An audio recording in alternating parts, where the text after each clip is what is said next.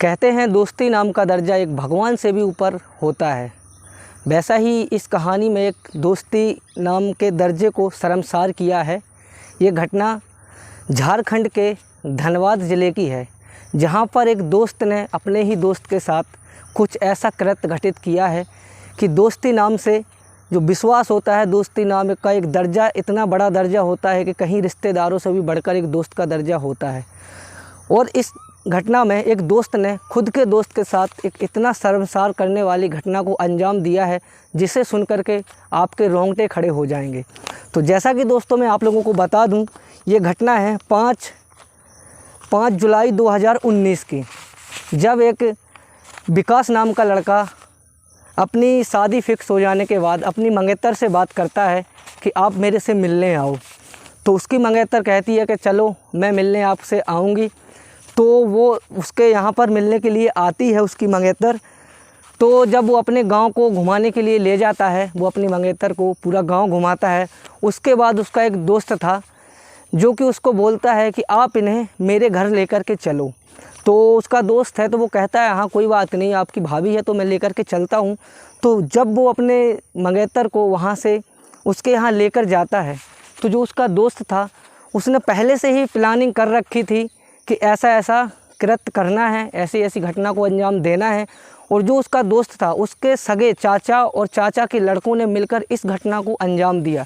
तो इस कहानी में जितने भी रिश्ते हैं, सभी रिश्तों को तार तार कर देने वाली ये घटना है, क्योंकि इस घटना में चाचा के लड़के और खुद स्वयं वो जो विनोद का दोस्त था, विनोद का नहीं, विकास का दोस्त था, उन्होंने मिलकर के इस घटना को अंजाम दिया।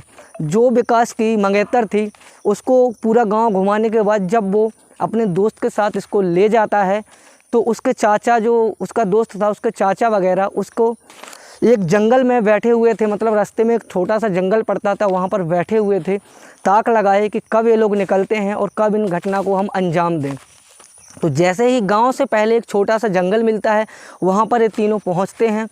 तो उसके जो चाचा वगैरह थे, उसके दोस्त के चाचा थे और उसके मतलब खुद चचेरे भाई वगैरह थे, वो लोग वहाँ पर बैठे थे।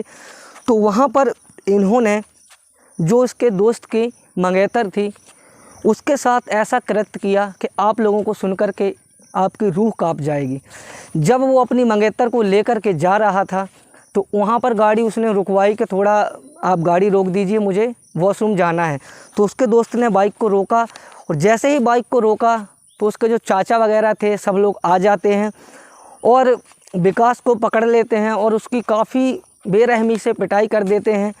और जैसे तैसे करके वो वहाँ से भाग जाता है और उसकी मंगेतर के साथ हैवानियत का वो रंग खिलाते हैं, जैसे कि उसको पकड़ करके जंगल में ले जा करके उसके साथ इतनी बड़ी घटना को अंजाम देते हैं कि वो ना बोलने लायक बचती है, ना चलने लायक बचती है।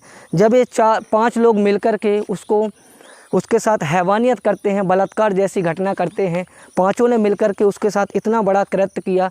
खुद के दोस्त के साथ ऐसा करना कोई सोच भी नहीं सकता है। जब उन्होंने इस घटना को अंजाम दिया, तो वो वहाँ से जैसे ही जा रहे थे, तो जब रास्ते में कोई निकलता रहता है जैसे कोई ना कोई, तो वहाँ पर जब उस लड़की को छोड़ दिया उन्होंने कृत्य करके, तो वो इस स्थिति में नहीं थी कि वो कुछ बोल सके और आगे चल के किसी को कुछ बता सके। तो जब विकास की जो मंगेतर थी, उसके साथ एक कृत्य घट जाता है।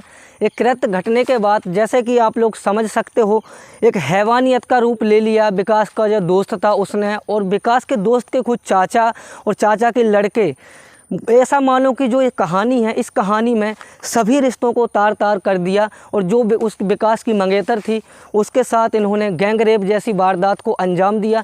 जब विकास की जो मंगेतर थी वो खून से लथपथ और बेहोश स्थिति में उस जंगल में पड़ी थी, तो विकास ने आसपास में जो रहते थे लोग बाग, उनकी मदद से पुलिस को सूचना दी। जब पुलिस आने के बाद वहाँ पर उन्होंने घटना स्थल पर पहुँच करके वहाँ का जब मुआयना किया, तो वहाँ पर जो उसकी मंगेतर के पास फ़ोन था, पर्स था, कुछ पैसे भी थे पर्स में, वो सब कुछ लेकर के विकास का दोस्त और उसके चाचा वगैरह वहाँ से फ़रार हो गए।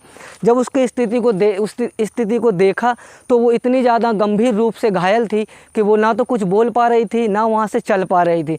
फिर उसको घटनास्थल से जब पुलिस ने ले जा करके एक हॉस्पिटल में भर्ती करवाया और हॉस्पिटल में उसको इलाज वगैरह करवाया। इलाज वगैरह होने के बाद फिर वो होश में आई तो उसने अपनी आप बीती को सुनाया, और जो विकास था उसने भी अपनी आप बीती को सुनाया पुलिस को कि मेरे साथ ऐसी ऐसी घटना हुई है, खुद के मेरे दोस्त ने ऐसे कृत्य को अंजाम दिया है कि एक दोस्ती शब्द के नाम को कलंकित कर दिया। वैसे तो माना जाता है कि जैसे आम भाषा में एक दोस्त ऐसा होता है कि अगर आधी रात को भी कोई मुसीबत पड़ती है तो दोस्त को याद करता है, तो वो उसका कहीं ना कहीं एक सहायक बन जाता है, सहायता करता है। लेकिन इस घटना में, इस कहानी में खुद उसके दोस्त ने इस घटना को अंजाम दिया। और ऐसा होता है कि सभी ना तो दोस्त एक बराबर होते हैं, ना ही सब एक जैसे होते हैं। तो उसके दोस्त ने इस घटना को पहले से ही प्लानिंग कर रखी थी उसके चाचा वगैरह के साथ मिल कर के, तो उन्होंने इस घटना को अंजाम दिया। फिर उसकी मंगेतर बाद में जब होश में आई तो पुलिस को उसने सारी सच्चाई और पूरी घटना के बारे में बताया।